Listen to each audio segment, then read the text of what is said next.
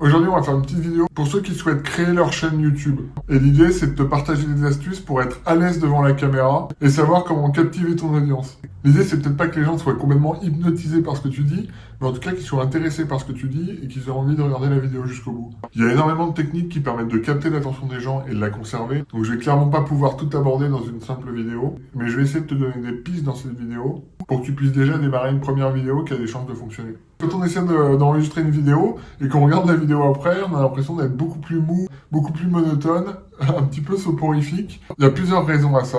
La première déjà, c'est qu'on a tendance un petit peu à se brider, à se juger en même temps qu'on parle, et on essaie de faire quelque chose de très parfait qui va être un peu lisse du coup. Au lieu de se lâcher un peu, se laisser un peu plus parler. Ça, c'est plus pour la forme, et il y a aussi le fond. Et le fond, c'est ce que tu vas dire, le message que tu veux faire passer. Et si tu as un bon fond, ça va marcher. Du coup, on peut se poser la question, comment faire pour captiver son public ? Le premier truc, c'est déjà de parler de quelque chose qui l'intéresse. Et qu'est-ce qui intéresse le plus ton public ? C'est simplement de parler de lui, de ses problèmes, et de lui proposer des solutions à ses problèmes. Et là, mine de rien, si tu fais ça, t'as quand même de grandes chances d'intéresser ton public. Même si t'es un peu monotone, déjà, tu mets toutes les chances de ton côté. Il y a un truc qui fonctionne d'ailleurs très bien pour garder ça en tête, c'est de suivre un plan tout simple, parler des problèmes de ton audience, parler des solutions qu'elle a essayées et qui ne fonctionnent pas, et parler de ta solution. Il y a plein d'autres plans possibles, mais ça, si on veut simplifier, c'est un plan quand même qui est très efficace.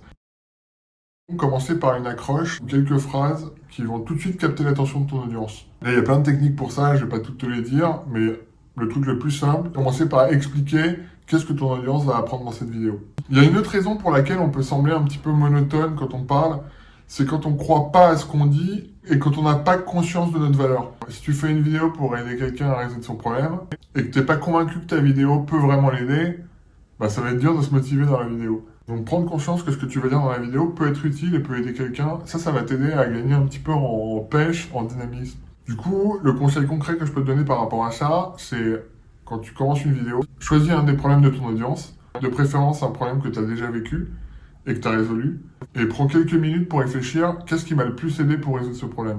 Et il n'y a pas besoin de rentrer dans les détails, mais déjà d'exposer l'idée, exposer le principe qui t'a aidé à résoudre ce problème. Un truc qui est très important, c'est d'être conscient de ses forces. Et ça paraît évident dit comme ça, mais c'est pas si évident que ça. Quand j'ai lancé la chaîne YouTube La Guitare en 2 semaines, c'est une chaîne pour aider les débutants à apprendre la guitare. Et quand j'ai démarré, j'avais pas une conscience claire de mes forces. J'avais un bon niveau en guitare, mais j'étais pas non plus un dieu, loin de là. Et je m'étais dit, mais qu'est-ce que je peux apporter ? Quelle est ma force par rapport aux autres concurrents ? C'est pas si évident que ça de se rendre compte quelle est notre force. Un troisième point qui est important, c'est d'avoir une petite touche de légèreté. Souvent, quand on est coach ou expert dans un domaine, on a tendance un peu à être en mode tuto. On se dit, la valeur qu'on va offrir, c'est un tuto, c'est des conseils hyper importants. Et donc, on est extrêmement sérieux, on est très technique, on est vraiment en mode 100% tuto. C'est un peu moins agréable à regarder, surtout pour une vidéo YouTube où la plupart des gens qui vont tomber dessus, ils peuvent être intéressés par ce qu'on dit, mais ils sont pas tout de suite en mode, ok, dès maintenant, je vais commencer le tuto. Ils sont plus un peu dans la découverte. Donc, c'est bien de donner des pistes à ton audience, mais il faut garder aussi une petite touche de légèreté.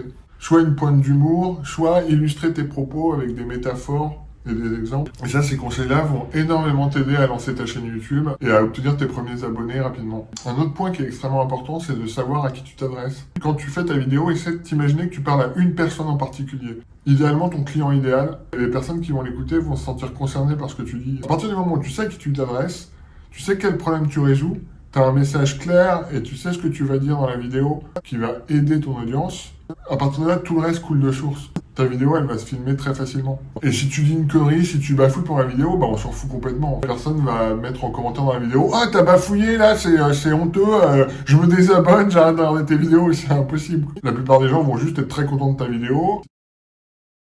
Perfectionniste, ça peut être une qualité, mais ça devient un problème à partir du moment où ça t'empêche de faire les choses. Si tu ne filmes pas de vidéo, si tu te lances jamais, si tu n'essaies jamais, t'as jamais l'occasion de progresser en fait. C'est dans l'action qu'on trouve des solutions et pas l'inverse. Si tu as envie de lancer ta chaîne, que tu te poses des questions, quelle vidéo créer, quel matériel faire, comment faire en sorte de lancer une chaîne facilement, on peut en discuter ensemble. Tu vas parler de ton projet, de ce que tu as envie pour ta chaîne. Je t'invite à prendre un rendez-vous avec moi. On en discute pendant une demi-heure et rien que ça, tu vas gagner en clarté. Et si on accroche bien ensemble, on pourra peut-être travailler ensemble. Donc c'est juste en description sous la vidéo et je te dis à plus pour une prochaine vidéo.